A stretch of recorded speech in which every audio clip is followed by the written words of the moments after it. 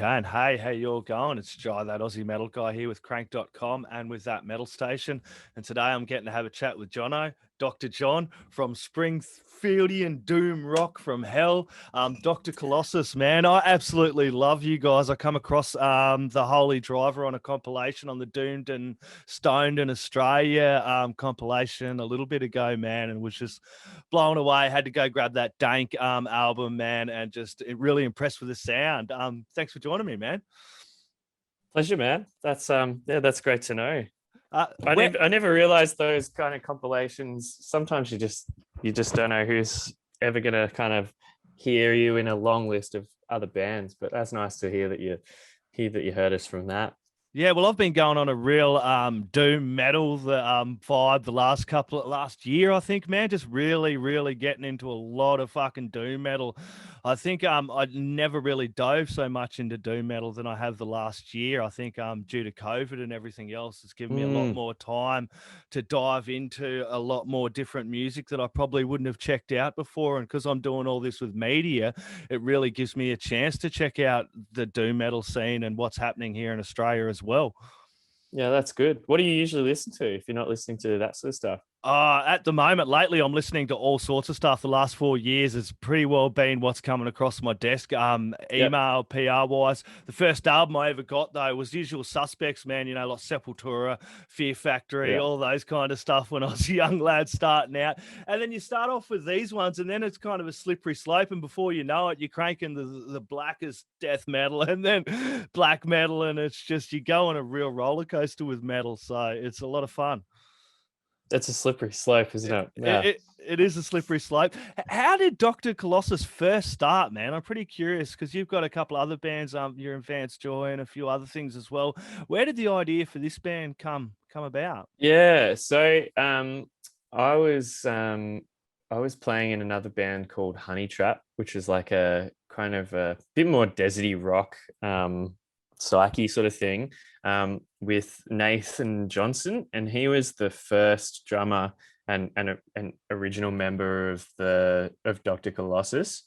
So we were kind of just like throwing around ideas of of starting a doom band at the time, and I think it was kind of in a time where doom bands were trendy, and there was almost like for a little while there, and it's probably still there. There's like a bit of a buzz around the word doom, um, and so we were like, well, you know, all you've got to do is just you've just got to come up with a name that sounds big and dumb and lumbering, and then you've just got to tune really low, and we can just write our regular pop songs but in that format.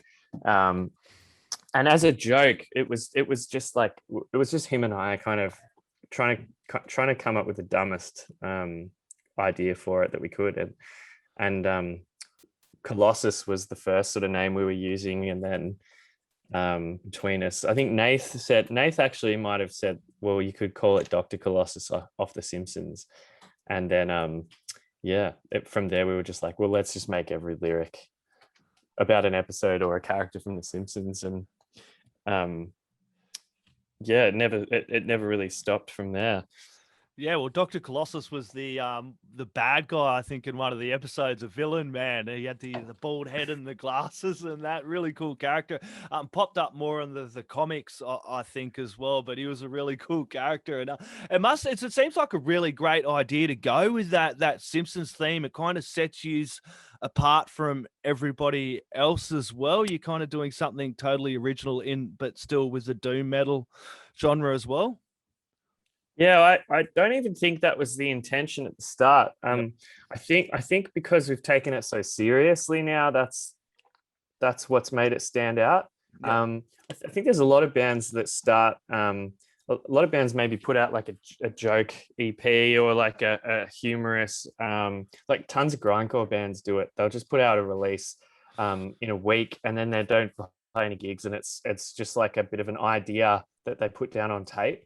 But I think the fact that if you follow through with the dumb idea and you actually like we got offered to do a gig, and we were like, well, we're never going to do it live, but all right, well, let's just see what happens if we do. um, and it ended up kind of working as a real thing live. So I think it was more that I guess if you've got a dumb idea or a funny joke idea, the punchline is almost funnier if you continue it. Like the longer you keep it going, after a while people go, oh, it's not a joke, it's serious. It's serious, yeah. But the kind of the gag is that it's, geez, they're really putting in the effort here. Like they're making sure every detail is like checked. Like this is deep humor. So I think that the gag is that, yeah, it's just been such a it's such a long running kind of ongoing stupid thing to do. Yeah, but the musicianship of all you guys in the band are just unreal, which kind of sets it apart more than, as you said, that fucking serious, dumb idea has turned on into a serious band project. And the sound you have is fucking unreal, man. That Dank album just rips. I love the heck out of that, man. How do you approach songwriting for this, especially this latest album? I want to say it, man, because you probably would love the latest album. I'm a stupid moron with an ugly face and a big butt, and my butt smells, and I like to kiss my own butt. May 21st is the release date for that, isn't it? Yeah, we're bringing it forward. Actually, I think you're the first to announce the new date. We were, unlike any other band that's having delays with the records and whatnot, everything seems on track for sort of a bit of an earlier release. So it was going to be the 26th, but we're bringing it forward to the 21st, which would be good. Yeah, that's cool as, man. So what does songwriting entail? You sitting back watching tons of episodes of The Simpsons and going, okay, let's go with that? Or are you fairly well versed with The Simpsons like most people? So I think it varies. I think often there'll be a riff idea that's floating around first. And I know that like with the other guys, if they'll be riff first, so they'll have just like a little bank of riffs, or maybe like a few riffs that they know will run together, and then maybe they've got sort of some rough lyrical ideas, like maybe this riff kind of sounds like it could be about this sort of thing, and I tend to come like the other way. So I'll have a phrase or there might be a phrase or like a sort of string of words that I want to use that into something else, and I'll often write the riff around it. Like excellent, I off the Dank. Yeah. That was one of those where I just wanted to use that "you are quite good at turning me on" as the chorus. Yeah. And so I wrote the riff around that lyrical bit. I just grabbed the line, added a melodic line to it, and then came up with a riff underneath. Yeah, can so you tell it varies. Yeah, man. Can you tell me a little bit of, since we're talking about, can you tell me about the track Pickabar, the single that's been released off of the album? Yeah, that was one of my riffs, and that was a riff first one. I just wanted to come up with a track that was like just a real stomping kind of forward motion, just like live. It just sort of is almost just like the basic level of like when you stand back at gigs these days. I don't get in amongst it anymore. Yeah, we're all getting too old.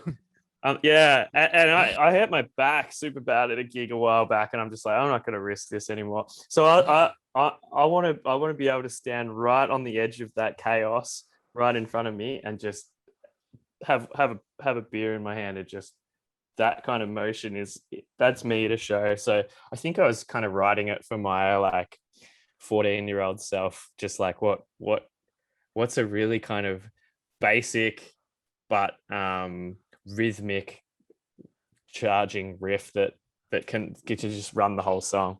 So it's pretty simple. Yeah, it does have you doing that, because I played it again this morning just before I jumped in and had a chat with you, and that's exactly what my head was doing, man. It's like, what the hell is Pickabar? Fucking cool track, man. Thank you. Yeah, that's the vibe. Just kind of straight up. There's not really no subtlety to it. It's made me think about it now because I've talked about this before where we go to gigs and we've seen the guys standing in the back like this. It's probably just all old fellas like me and you, man. Like I've got arthritis and that and have trouble getting in the pit, trying to do gig photography now. I'm like snapping my back to do it and then I've got to go back and stand like this for a bit just to get my senses again. So it's just the old fellas standing on the corner of the pit. And when you're young, you're kind of like, oh, there's an intimidation of the crew, the people that are at the back that are just in the dark.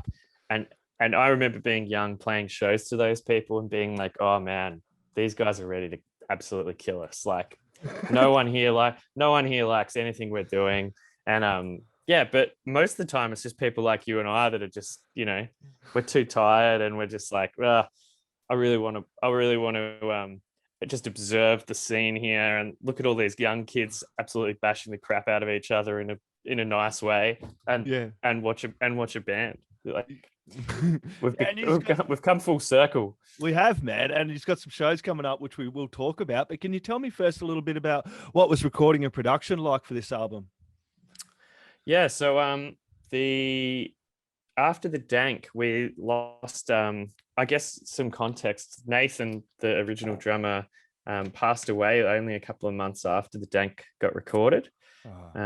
So he was 29 and had a brain aneurysm just out of nowhere. That's sad to hear, man, because I know what that's like. My niece is actually struggling with it's probably going to put it down now, but my niece is actually struggling with a terminal brain tumor at the moment, man. So the kind of stuff people don't realize that it happens, man, and it's quite tragic. Yeah.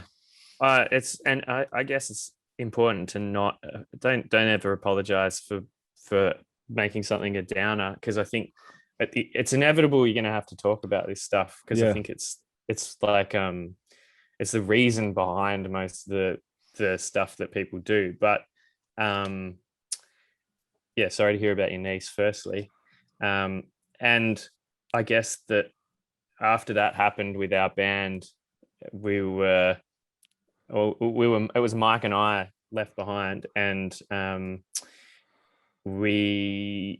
that just changed everything about it. We'd stopped playing. We weren't going to do any shows. That was kind of the end of the band, as it was. And it was only that my brother, who's an exceptional guitarist, he's the new lead guitarist, and Josh, who's an amazing drummer and totally different style to Nate, and grew up with Nate, so all childhood friends. We decided to kind of do a tribute show for Nate, and then playing as that new group just felt great. We could all just chat about Nate and kind of grieve together in some way without being explicitly grieving together. Just being able to kind of stay in a world that Nate was part of was really helpful. So I think, to answer the question, that changed the way that we operated as a group, where I think we all just became very like glued not in a sort of not in an explicit way, but just like naturally it felt right to just lock in. And Joel's a audio engineer and great mixer, and it just made sense for him to take the reins. And Josh is great at engineering great drum sounds, and so those two worked together to kind of build the bones of it, and Joel just mixed the whole thing himself, like, and he's killed it. Like the audio, the actual quality of the recording is phenomenal. So I think it was just a more that we'd become reliant on each other a little bit, to just have something to focus on. And then I think we just had full faith in each other to sort of do it internally.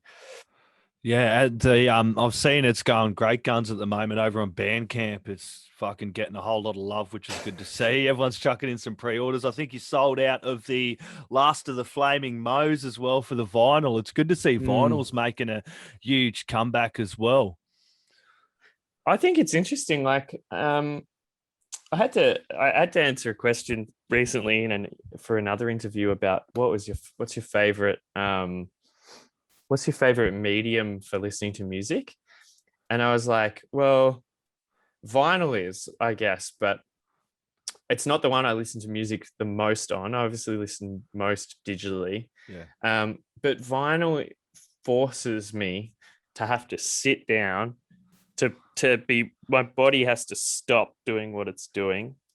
Midway through the record, I have to be mindful of where the record's at so I can get up and flip it. So like, I think it's super cliche to say in this, go, go, go society, but it's really easy to not be present and mindful and sit with a record. But when you've got a physical, stupid, dumb piece of wax that you've got to maneuver around and not get your fingers on and not break, and you've got to, pick it out of its sleeve, like all the kind of mechanical things you've got to do to interact with the music. I think that kind of helps you build a bit of love for whatever you're listening to. So yeah, for me, music's a real big thing, and it's the closest that I get to any type of religion is my music, and sitting there and going on a journey with a band. And I rediscovered it in 2020. I went and got a record player and went and started my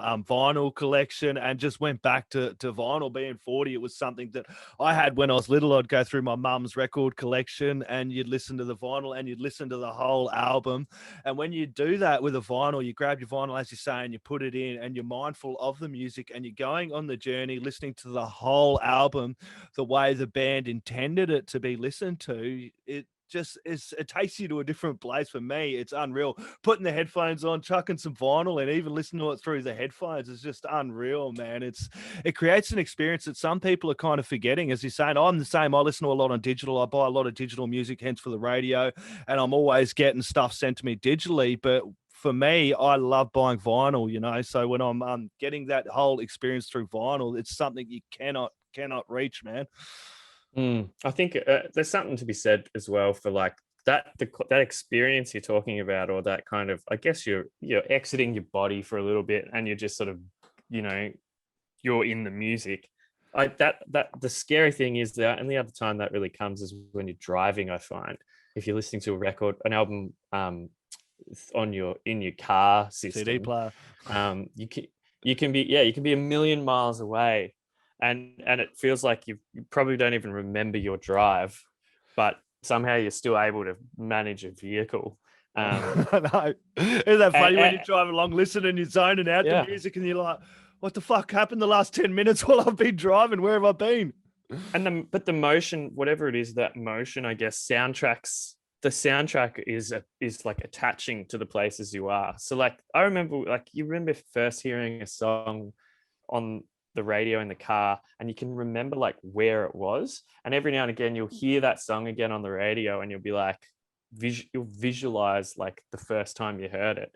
And it's because it's sort of like that, I don't know what it is, but that physically moving through space while you're listening to music, that's like, that's the other side of it. And vinyl is the complete opposite. You stop, and you there's no motion, and it's like soundtracking your thoughts. They're both great. I think it's great to see that format going, and I find it more in the metal and the rock scene, where people will be buying merch and records, and in the punk scene as well. Unlike whereas it's hip hop or pop or whatever, they'll just download that shit and stream it. But a lot of metalheads like us will go buy the vinyl, as I can see it's sold out already. You know what I mean? And things like that is really supporting the scene. We're a broken bunch of crew that like metal and rock. Like we want to have physical stuff so that it feels like we're permanent on Earth. We're not like, we don't mean nothing. We've got stuff. We want to have these. We want to have this massive record collection. But I think pass it on to our kids who'll just probably frisbee it, mate, and go fuck. what the fuck is this shit? Yeah. And half the stuff I'd be like, I don't want my kids to listen to this anyway. Like when I was a kid, I'm like, come on, mum, dad, let me have this. Like, I want this Rammstein record. Yeah, well, some of the stuff I'm listening to now, my kids would not want it, like Behemoth and things like that. They're like, no, dad, no. And that was a lot of stuff that I come around as a lot older. It was like fine wine. I appreciated it more the older I got. Can you tell me a little bit of album art? I've got to ask about your album art. I'm looking at it right now. Who does your album art? Glenn Smith. So he's Gleno, his professional name. A really Australian kind of punk rock, alternative grunge, flyer art world from Sydney. So he's just like, I guess he's always been there. You would have seen his stuff and maybe not even realized he'd done it. But like, yeah, he does all the new Frenzal stuff. Yeah.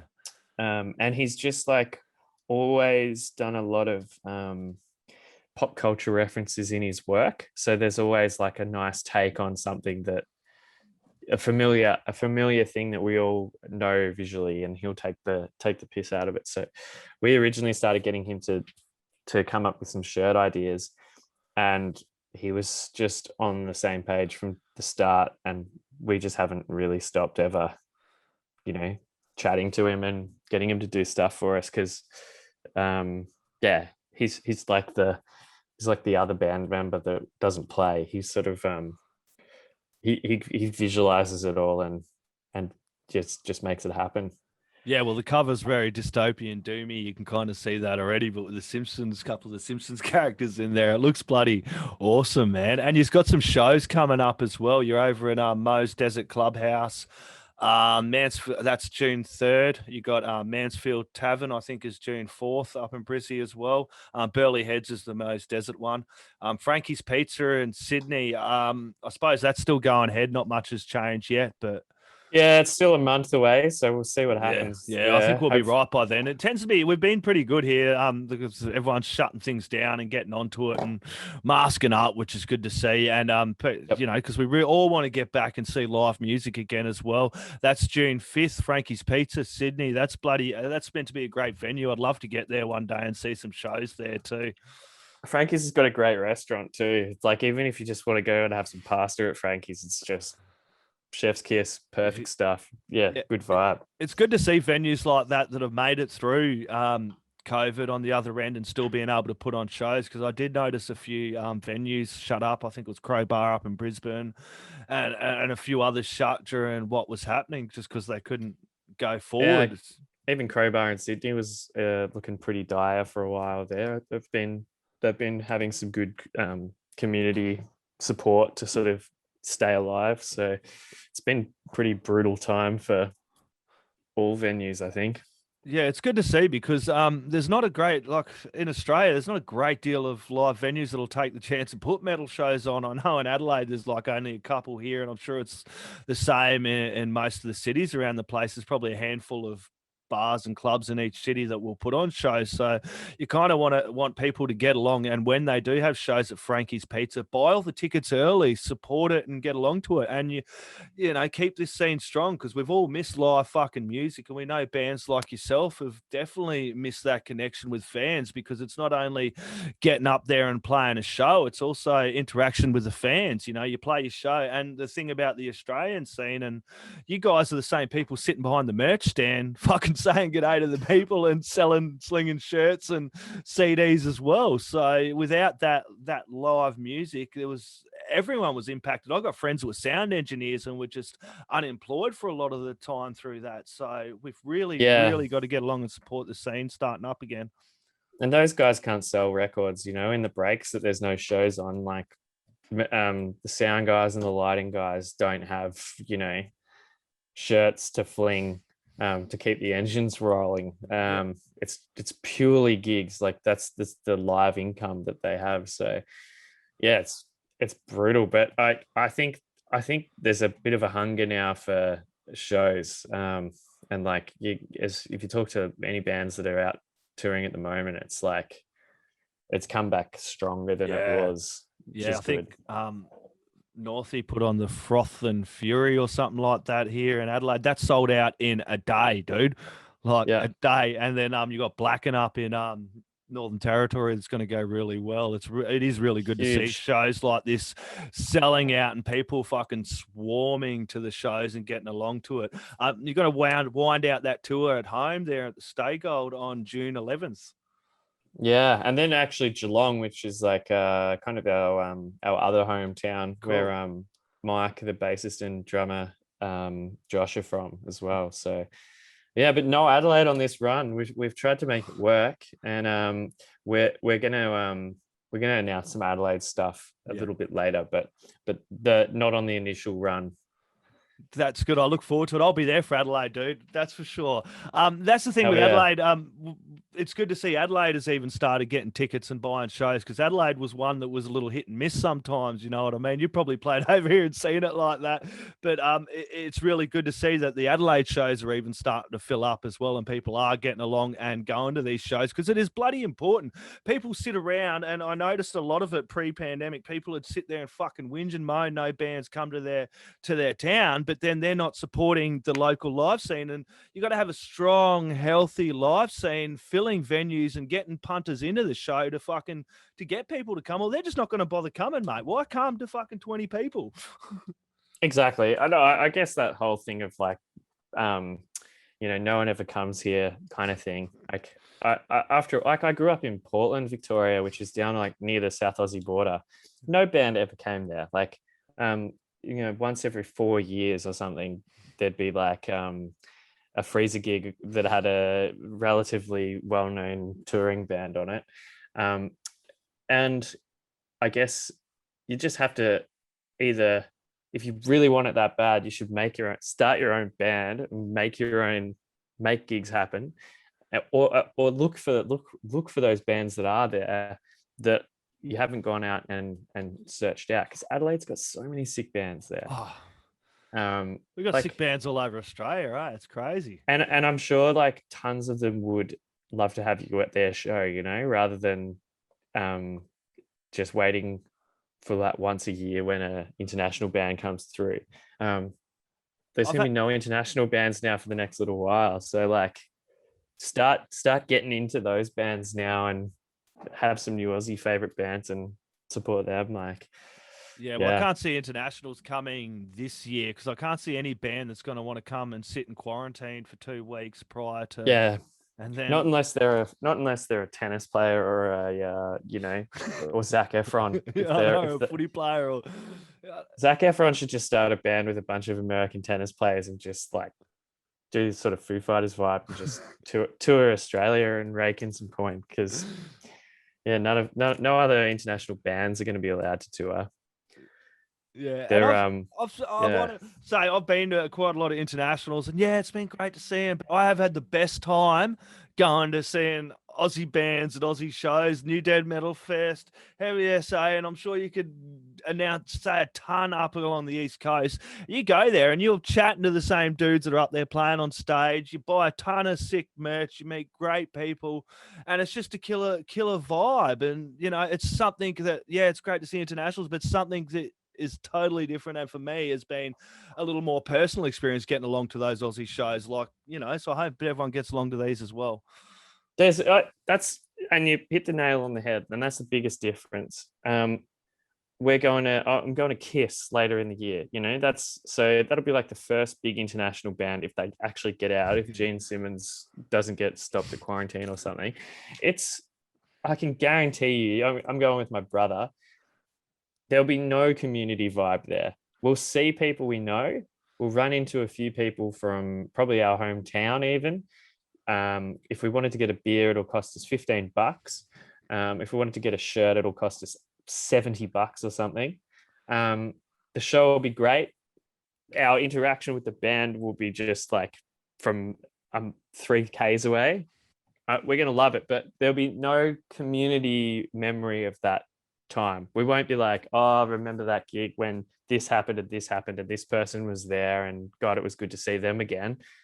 There's no catch-ups. There's no stories, no tales. It's just a when you go to that scale, you lose that community thing, and that community thing is like the best part of live music. Yeah, and the best part of the Australian music scene as well. The thing Yeah. that I love about the Australian music scene as well. Dr. Jon, we're going to sign out, man. Let you get about the rest of your morning, man. This has been an absolute pleasure. Before we do, man, do you have any last words, shout outs, or thank yous, or anything I may have missed you want to add in there, my friend? If you listen to this and you're still listening to this, then that's sick, and you're already kind of, you're on the wavelength of Jai and I, and I guess come to a show, and don't come to our shows, just go to any show you want, and yeah, I guarantee that if you get off your ass and get to a show, you won't regret it. It'll change you. Awesome. Dr. Jon, thank you very much. Everyone grab I'm a Stupid Moron with an ugly face and a big butt, and my butt smells and I like to kiss my own butt. Comes out May 21st.